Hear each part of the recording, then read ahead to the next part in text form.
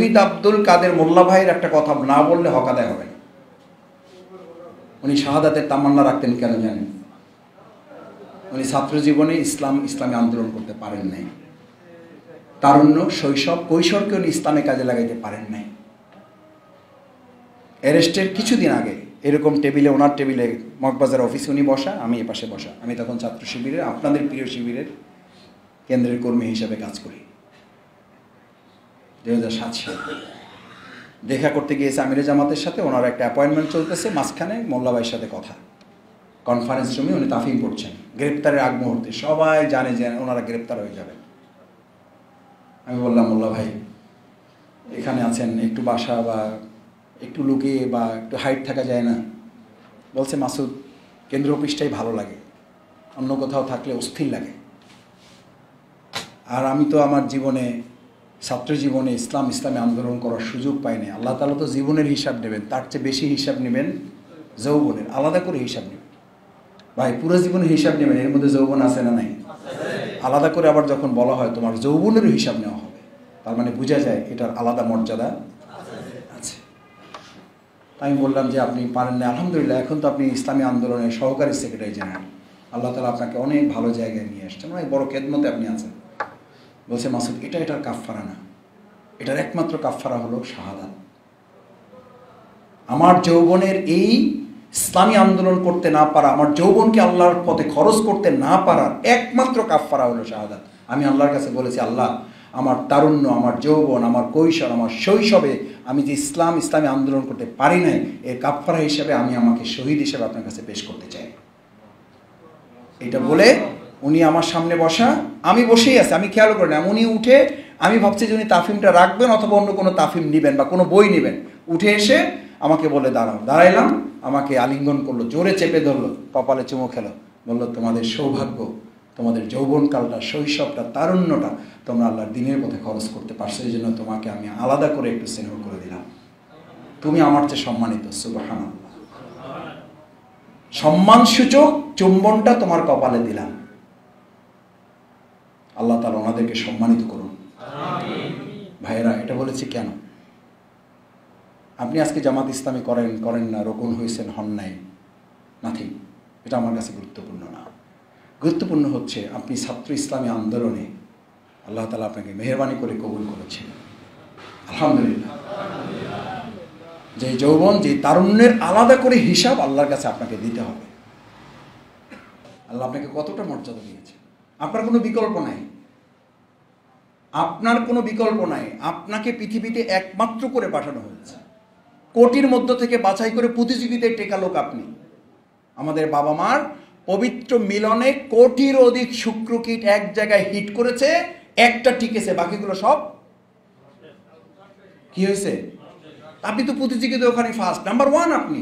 আপনাকে নাম্বার 2 কে বলে, 3rd কে বলে, 4th কে বলে, আপনাকে কে আটকে? আপনি তো ওখানে বিজয়ী। আপনাকে পরাজিত কে করে? পরাজিত আপনি করেন না, আপনার নফস আপনাকে করে এবং ইবলিস আপনাকে হারিয়ে দেয়। আল্লাহ আপনাকে বিজয় করে পাঠিয়েছেন।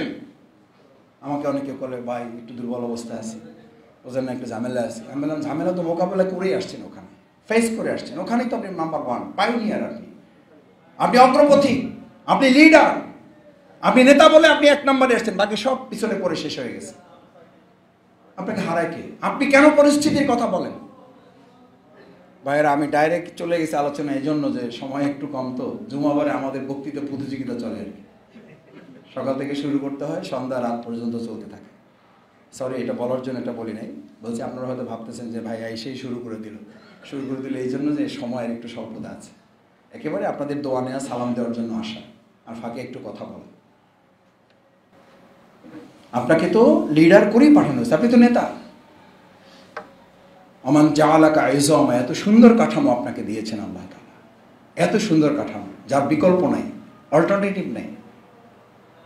আপনারা দ্বিতীয় একজন খুঁজে পাওয়া যাবে না পৃথিবীতে, আপনি সেরকম একটা মানুষ। আপনাকে এত সুন্দর করে পাঠাবার পর আপনার কোনো দায়িত্ব নেই। আমাদের এই সমাজে যে সুন্দর, যার মর্যাদা, যার সম্মান যত বেশি, তার দায়িত্ব তো কম না বেশি?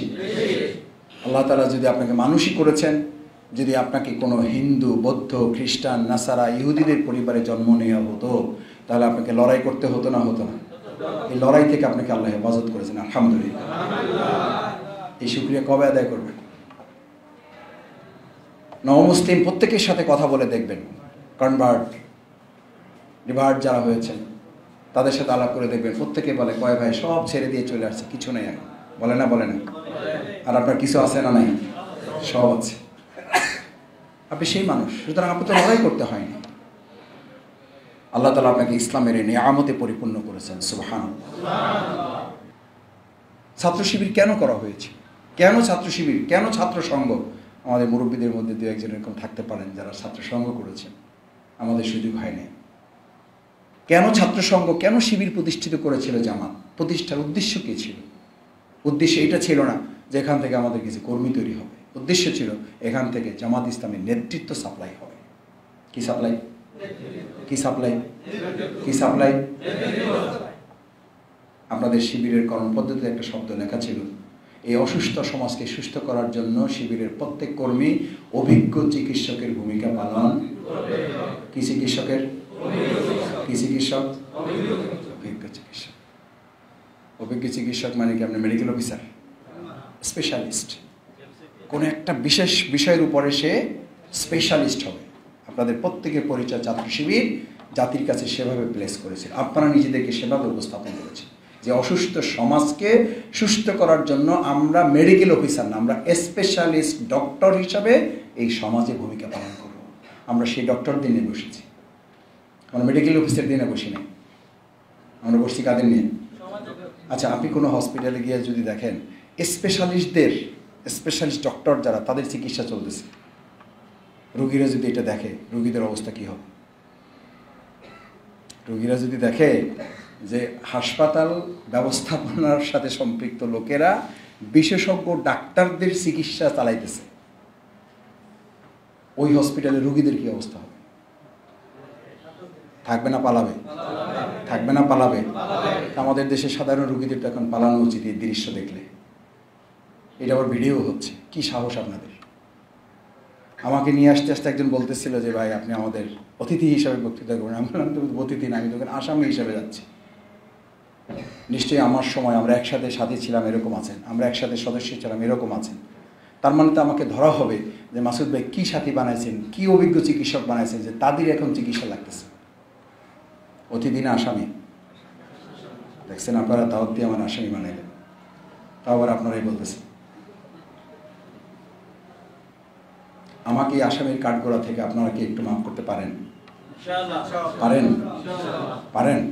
আমি কি কালকে আমাদের দিন পরস্পর আসামি হব না জান্নাতের সহযোগী হব? আল্লাহ এই হাতগুলো আপনি জান্নাতের জন্য কবুল করুন। আজকে এখানে একত্রিত করেছেন, জান্নাতে আপনি আমাদেরকে একত্রিত করুন। দুনিয়ার ক্যামেরায় বাদ যাক, আর সে আজিমের ক্যামেরায় যেন আমাদের হাতগুলো বাদ না পড়ে। কেন বলেছি? ইসলামী ছাত্র শিবির ইটস অ্যাবসলিউট ট্রেনিং সেশন। কি সেশন? ট্রেনিং। ছাত্র শিবির সফল হবে না, ব্যর্থ হবে না। ট্রেনিং সেশনে কেউ সফল ব্যর্থতা নির্ধারণ হয় না। আপনাদের বন্ধু বান্ধবদের এমন অনেকে আছে, আপনার চেয়ে একটু রেজাল্টের দিকে খারাপ ছিল, এখন ভালো কোম্পানি করেছে, আছে না নাই? আপনার চেয়ে অনেক ভালো ছাত্র ছিল, এখন একটু দুর্বল অবস্থায় আছে, আছে না নাই?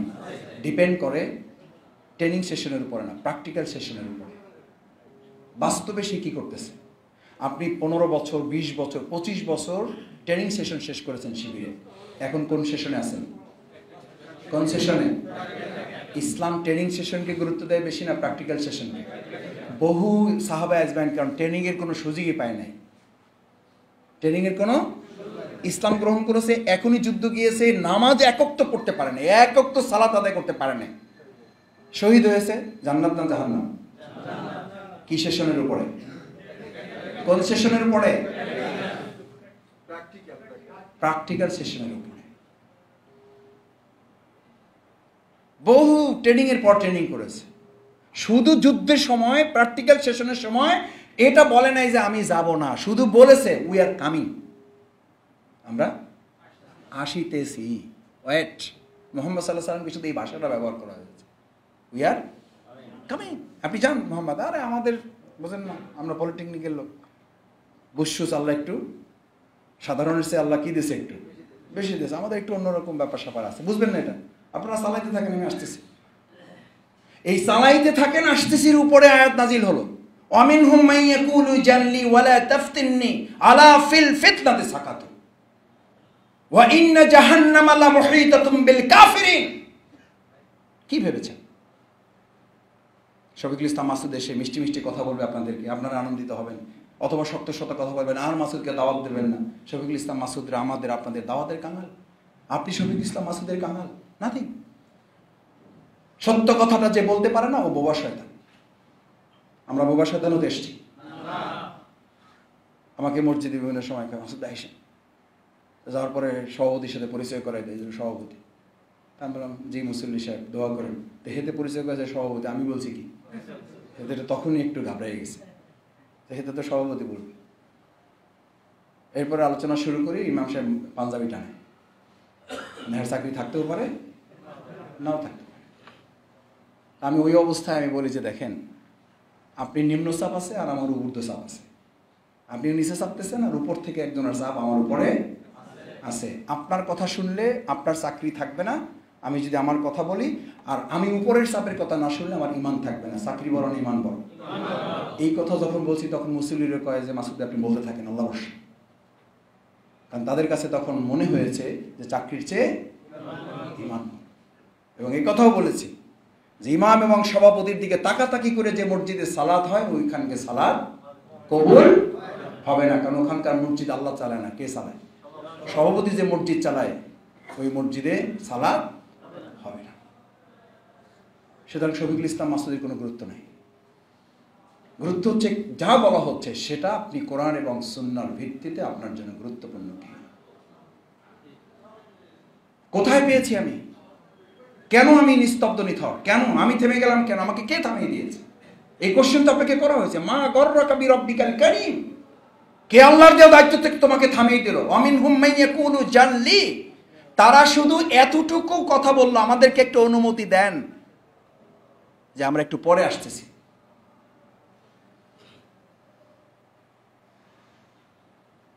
লি তাফতিননি মিনকুম, আমাদেরকে এই ঝামেলার মধ্যে এখনই ডাকেন না, আমাদের বহুত কাজবাজ আছে, আমাদের বহুত ব্যবসা বাণিজ্য আছে, আমাদের বহুত চাকরি বাকরি ভেজাল আছে। আপনারা তো জামাত ইসলামী করেন, আমাদের তো আরো কিছু করতে হয়। বাংলাদেশ জামাত ইসলামী কি বেকারদের সংগঠন না কাজবাজ আলাদের সংগঠন? দুই চারজন ব্যতিক্রম থাকতে পারে, ব্যতিক্রম দুইজন তো থাকতে পারে। ব্যতিক্রমকে আপনি উদাহরণ বানিয়েছেন কেন? আপনার জীবনে যদি এরকম সুযোগ থাকে আপনি আল্লাহর কাছে এটা বলেন। এই বুকে হাত রেখে বলছি, কাবার গেলাপ ধরে 3টি দোয়া করে এসেছি। আল্লাহ আপনি এমন একটা পরিবার দিবেন যেন চক্ষু শীতলকারী হয়, ইসলামের জন্য সহযোগী হয়। আল্লাহ এমন একটা রিজিকের ব্যবস্থা করবেন আমি 24 ঘন্টা আপনারই শুধু কাজ করতে পারবো। আর একটা দোয়া এলাকার জন্য করেছিলাম, 2টা দোয়া আল্লাহ কবুল করেছেন, বাকিটাও আশা করি আল্লাহ কবুল করবেন। এমন রিজিকের ফয়সালা আল্লাহর কাছে চেয়েছি, আল্লাহ এমন একটা সম্মানজনক রিজিক দিবেন 24 ঘন্টার একটা সেকেন্ড যেন আমাকে কাউকে বলতে না হয় আল্লাহ আমি আজকে পারতেছি না, আমি এক জায়গায় আটকা পড়ে গেছি। এই জায়গা থেকে আল্লাহ আপনি আমাকে হেফাজত করেন। আলহামদুলিল্লাহ। আপনি দোয়া করেন আল্লাহর কাছে, আপনি বরং এটাকে নেগেটিভলি নেন কেন? ফেসবুকে লেখা দেখি অমুকে হোল টাইমার, ওকে ফুল টাইমার, হে তো জামাত করবি, আপনিও করেন। আল্লাহ আপনাকে তৌফিক দিন, আপনিও করুন। এটা সৌভাগ্য আপনার যে আপনি 24 ঘন্টা আল্লাহর দিনের কাজের জন্য নিজেকে নিবেদিত করতে পেরেছেন। আর দুর্ভাগ্য তো হচ্ছে তার, তাফতিননি মিনকুম, আল্লাহ বললেন আলা ফিল ফিতনাতে সাকাতু, তুমি যে দুনিয়ার অজুহাত পেশ করলা, তুমি দুনিয়ার যে যুক্তি পেশ করলা, তোমাকে ওই কারণেই আমি দুনিয়ার এই ফিতনার মধ্যে আমি তোমাকে ফেলে রাখলাম। তুমি ওখানে গেলে ফিতনায় পড়বা কি? তুমি ওইখানে থেকেই ফিতনার মধ্যে তুমি পড়ে গেছো অলরেডি, তুমি অলরেডি ফিতনার মধ্যে আসো। ফিতনা তোমাকে ঘিরে ধরেছে, এখান থেকে তুমি বাঁচতে পারবে না। এবং তোমাকে এমন ভাবে ঘেরা হয়েছে যে এই ফিতনার রাস্তা ধরে তুমি জান্নাত না তুমি জাহান্নামের দিকে যাচ্ছ। ওয়া ইন্না জাহান্নামা লামুহীতাতুম বিল কাফিরিন। শুধু এইটা বলে নাই, তারা এটুকু বলেছিল, এই অনুমতি, এই অজুহাত, এই যুক্তি তারা পেশ করেছিল। ফাইন্নামা ইস্তাজিনুকাল্লাযীনা লা ইউমিনুনা বিল্লাহ, যারা অজুহাত পেশ করে, যারা যুক্তি পেশ করে, আসলে তাদের ঈমান নেই। ঈমান থাকলে তারা যুক্তি পেশ করে না। এখন আমাদের ঈমানও আছে, যুক্তিও ইমানও মজবুত, যুক্তিও ইমানও মজবুত, অজুহাতও মজবুত। আল্লাহ হাত দিয়েছেন কয়টা? এখন আমাদের হাত শক্তিশালী কোনটা? কোনটা শক্তিশালী? 3 নম্বর হাত শক্তিশালী। কারণ 2 হাত যখন নিষ্ক্রিয় হয়ে যায় তখন 3 নম্বর হাত সক্রিয় হয়ে যায়। ওই 3 নম্বর হাত হচ্ছে ইবলিস। 2 হাত হচ্ছে আল্লাহর নেয়ামত, আর 3 নম্বর হাত হচ্ছে ইবলিস। ইবলিস যখন শক্তিশালী হয় আল্লাহর নেয়ামত নিষ্ক্রিয় হয়ে এটা নিচের দিকে চলে যায়। আর যখন 2 হাত উপরের দিকে যায় তখন ইবলিসের 3য় হাতকে সে ধ্বংস করে দেয়। আজকে আমরা এখানে যারা আছি আল্লাহর 2 হাত কাজে লাগিয়ে অজুহাত নামক হাতটাকে আজকে ধ্বংস করে এখান থেকে কি বের হতে পারবো ইনশাআল্লাহ? দেখি কোন হাত তুললাম আমরা? কোন হাত? কোন হাত শেষ করার জন্য? আল্লাহ আমাদের অজুহাত আপনি শেষ করে দেন। আল্লাহ অজুহাত শেষ করে দেন। আল্লাহ আমাদের নেয়ামত ডান হাত বাম হাতকে আল্লাহ আপনি কবুল করেন। যদি এটা পারেন আপনি নিশ্চিত থাকেন আল্লাহ তাআলা ঘোষণা দিয়েছেন, আল্লাহ তাআলা ঘোষণা দিয়েছেন ফামান তাবিআ হুদায়া ফালা ইয়াদিল্লু ওয়ালা ইয়াশকা। আমার এই হেদায়েত, আমার এই নির্দেশ, আমার এই গাইডলাইন,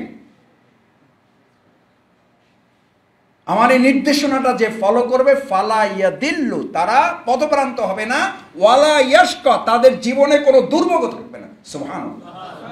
দুর্ভোগ থাকবে না এটা কে বলছেন? তাহলে দুর্ভোগ যদি না থাকে তাহলে অজুহাত লাগবে?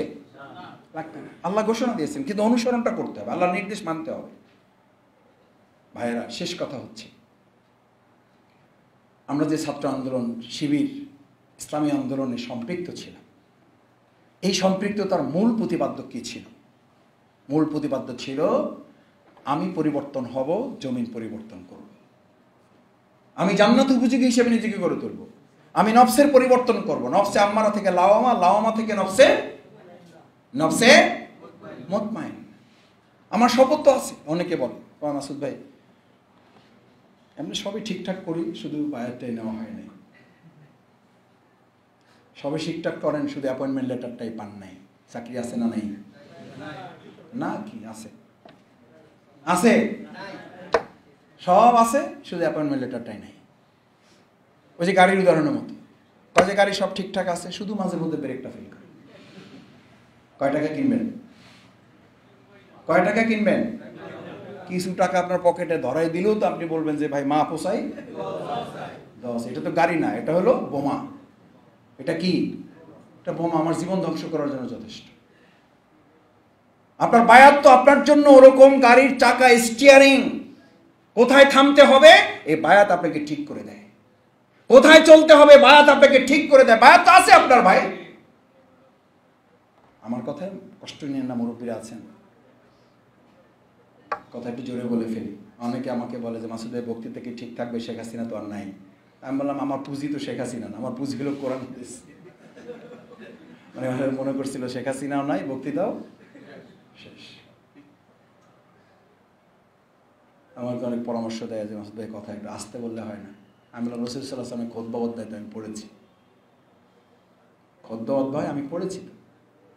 রসুল করিম সাল্লাল্লাহু আলাইহি ওয়াসাল্লাম আমাদের আজকে জুমার খুতবা হবে, এটা হলো ঘুমের সবচেয়ে উত্তম সময়। আর রসুল করিম সাল্লাল্লাহু আলাইহি ওয়াসাল্লাম খুতবা দিতেন, লাঠি একটা হাতে থাকতো, থরথর করে কাঁপতো রসুল সাল্লাল্লাহু আলাইহি ওয়াসাল্লাম, চেহারা টক টক টক টক করতো রাগে, ক্ষোভে, ক্রোধে। সাহাবা ইজমাইন কিরামগণ ঘুম তো দূরের কথা, চোখের পলক ফেলতো না যে কখন নির্দেশ হয় এখন বের হয়ে পড়তে হবে। আর আপনি বাচ্চা একটা সাথী নিয়ে যায় যারা সারা রাত ঘুম পড়িতে পারবেন না, ও মসজিদে ঢোকার সাথে সাথে ঘুমাবে না? ঘুমায় না? টেস্ট করে দেখেন। আমার 3টার মধ্যে একটারে নিয়ে গেছি, ও আমরা যদি সিদ্ধান্ত নিই যে আজকে একটু আগে ঘুমাবো, রাতে 1টায় ঘুমাবো আর কি, এটা সবচেয়ে আগে ঘুমানোর ডিসিশন। এটা কেমনে সে জানে, আল্লাহ জানে, সে ওই দিন আর ঘুমাবেই না। তারে আমি টেস্ট করার জন্য বললাম যে তারে দেও তো, আমি একটু মসজিদে নিয়ে যাই। মসজিদে নিয়ে বসাইতে পারি নাই, সে দেখে আমার হাঁটুর উপরে ঘুম। খুতবাও কিন্তু চলতেছে, আমি খুতবার জন্য দোষারোপ করছি না। আমি বলছি আমাদের মসজিদগুলোতে মেহরাব আছে না নাই? মেহরাব মানে কি? অস্ত্রাগার। আর এখন মসজিদে তো 2টো লাঠি পেলে এসে বলবে যে জঙ্গি কারখানা। ওখানে তো অস্ত্র থাকবে। মুসল্লিরা নামাজ শেষ করে ফাইজা কুদিয়াতিস সালাতু ফান্তাশিরু ফিল আরদ, জমিনে ছড়িয়ে পড়বে আল্লাহর দ্বীনকে বিজয় করার জন্য। এটা মুসল্লিদের দায়িত্ব। এখানে মুসল্লি হয়েছে, আর আকিমুদ্দিনের দায়িত্ব পালন করার জন্য এখন সে মুজাহিদ হয়ে যাবে। যে মুসল্লি মুজাহিদ হয় না, তার জন্যই আপনি নামাজে তেলাওয়াত করে এসেছেন ফাওয়াইলুল লিল মুসাল্লিন, ধ্বংসই মুসল্লির, ধ্বংসই মুসল্লির। এই আয়াত দিয়ে নামাজ শেষ করে এসেছেন। ওই মুসল্লি ধ্বংস হোক যে মুসল্লি হয়েছে। মুজাহিদ, আল্লাহ মুজাহিদ হিসাবে কবুল করুন। আল্লাহ আপনি মুজাহিদ হিসাবে কবুল করেন। কি আল্লাহ বলেছেন? আল্লাহ তো আপনাকে বায়াত দিয়ে পাঠিয়েছে। আপনি জন্মগতভাবে, সৃষ্টিগতভাবে আপনি বায়াতবদ্ধ। বায়াত আছে না নাই? আছে। আলমে আল্লাহ রুহের জগতে ছিলেন সবাই। কেউ এটা বলেন না আমি যদি বাংলায় পড়ি তাহলে বায়াত ঠিক থাকবে, আমি যদি পলিটেকনিকে পড়ি তাহলে বায়াত কিন্তু ঠিক থাকবে না, ঝামেলা আছে। আলাস্তু বিরাব্বিকুম, আপনাকে কথা জিজ্ঞেস করা হয়েছে না হয়নি? কি বলছেন তখন? না না এটা বলেন না, বলছেন ইমেল নাম্বার দিয়ে দিন, আমি পরিস্থিতি বুঝে অ্যান্সার দিয়ে দেবো। এরকম কয়জন আছেন এখানে দেখি? মেইলে জানাবেন এই কথা বলেছিলেন, কয়জন আছেন এখানে? যদি না থাকেন তাহলে বায়াত নিয়ে এখন কোশ্চেন কেন? তাহলে এখন কেন বলেন আমার বায়াত তো ছাত্র জীবনে নেওয়া আছে, সাথী ছিলাম, সদস্য ছিলাম, ঠিকই তো আছে। 3 বছর 4 বছর 5 বছর পর পর কাগজ রেনু করা লাগে না? না লাগে না? নবায়ন না করলে ওটা থাকে না? থাকে না? থাকে না, রেনু করবে। ইয়া আইয়ুহাল্লাযীনা আমানু আমিনু, হে ঈমানদারগণ আবার ঈমান আনো। এর অর্থ কি ঈমান হারা হয়ে গেছে? কি হয়েছে? ঈমানটাকে আরো মজবুত করতে বলা হয়েছে। ঈমানদারদেরকে আল্লাহ ঈমান আনতে বলতে পারলে আপনি সাদৃশ্যের সাথে চলেন, বৃহত্তর আন্দোলন জামাত ইসলামী আপনাকে আবার রোপণ হইতে বলতে পারবে না। কেন? কেন কোশ্চেন তৈরি করেন? আপনারা করছেন, আমি তা বলছি না। কেউ কেউ আমাকে ফোন করে, মেসেজ দেয়, মাসুদ ভাই আমি যখন সদস্য হয়েছি তখন বলা হয়েছিল যতদিন বেঁচে থাকবেন ততদিন এই শপথের উপরে থাকবেন। ইয়েস, আপনার প্ল্যাটফর্ম চেঞ্জ হয়েছে, আবার শপথ নেন। রাসূল করিম সাল্লাল্লাহু আলাইহি সাল্লামের সময় সকালে বায়াত নিয়েছেন, স্থান চেঞ্জ করে আরেক জায়গায় গিয়েছেন। রাসূল করিম সাল্লাল্লাহু আলাইহি সাল্লামের কাছে জিজ্ঞেস করেছেন, ইয়া রাসূলুল্লাহ আমি সকালে বায়াত নিয়েছি। বলছে কোথায় ছিলা তুমি? বলছে অমুক জায়গায় ছিলাম। এখন তুমি এখানে এসছো, এখনকার পরিস্থিতির কারণে তুমি এখানে আবার নতুন করে কি নাও? সুবহানাল্লাহ। আপনি মশলা বাই করছেন, আমি তো সদস্য ছিলামই, জামাত আমাকে এরকম বানাইলো না বানাইলো কোনো অসুবিধা, সব মশলা আপনি ঠিক করে নিয়েছেন, সব আমি ঠিক করে নিয়েছি।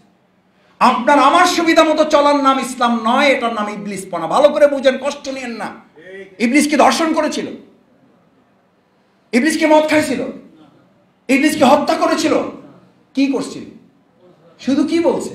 আনা খায়রুম মিন, আমি তো ভালো, আমি তো বুঝি, আমাকে আমার মতো চলতে দিতে হবে, আমি বললেই সিজদা করবো না, আমি বললেই সিজদা করবো না। একটা নির্দেশ পালন করতে পারে নাই, 80 লক্ষ বছর ইবাদত শেষ করে দেওয়া হয়েছে। আপনার কয় লক্ষ বছর ইবাদত আছে? কয় হাজার বছর ইবাদত আছে আপনার? ফেরেশতাদের সর্দার থেকে একটা নির্দেশ, শুধু পছন্দ অপছন্দের কোরবানি করতে পারে নাই, শুধু ইচ্ছা অনিচ্ছার কোরবানি করতে পারে নাই, শুধু ভালো লাগার না লাগার কোরবানি করতে পারে নাই। সেজন্য ফেরেশতাদের সর্দার থেকে শয়তানের সর্দার হয়ে গেছে। আমি শফিকুল ইসলাম মাসুদ, একই অবস্থা। আরে ভাই আমাকে তো ইমানদার থেকে নাম কেটে দেওয়া হয়েছে, রোপণ পরে হন, হইয়েন না। ইমানদার তো থাকেন, ইমানদার তো থাকেন। লা ইউমিনু আহাদুকুম, তোমাদের মধ্যে সে ততক্ষণ পর্যন্ত ইমানদারি হতে পারবে না। কার কথা? রাসূল করিম সাল্লাল্লাহু আলাইহি সাল্লামকে দিয়ে আল্লাহ জানাচ্ছেন, লা ইউমিনু আহাদুকুম, তোমরা ইমানদারি হতে পারবে না হাত্তা ইয়াকুনা হাওয়াহু তাওয়ান, তোমার নফসকে যতক্ষণ পর্যন্ত ইসলামের আলোকে প্রস্তুত করতে না পারো। পলিটিক্যালের লোকলাকা কি বিল্ডিং টিল্ডিং এর সাথে আছেন আপনারা? না সব ইলেকট্রিক? হ্যাঁ, সব বিল্ডিং, সব ডিপার্টমেন্ট মিলে আছেন। আচ্ছা, একটা উদাহরণ আমি অনেক সময় বলে থাকি, ইটস লাইক এ ব্রিক। আপনি একটা ইটের কল্পনা করেন, এই বিল্ডিংটা একটা ইটের কল্পনা করেন। বিল্ডিংটা আসলে তো ইট দিয়ে শুরু, তাই না? ফাউন্ডেশন থেকে শুরু। একটা ইটের প্রথম বৈশিষ্ট্যটা কি? এটা একটা কাদার কি ছিল? কাদার গোল্লা ছিল। প্রথমেই কি করা হয়েছে? কি করা হয়েছে? সাইজ।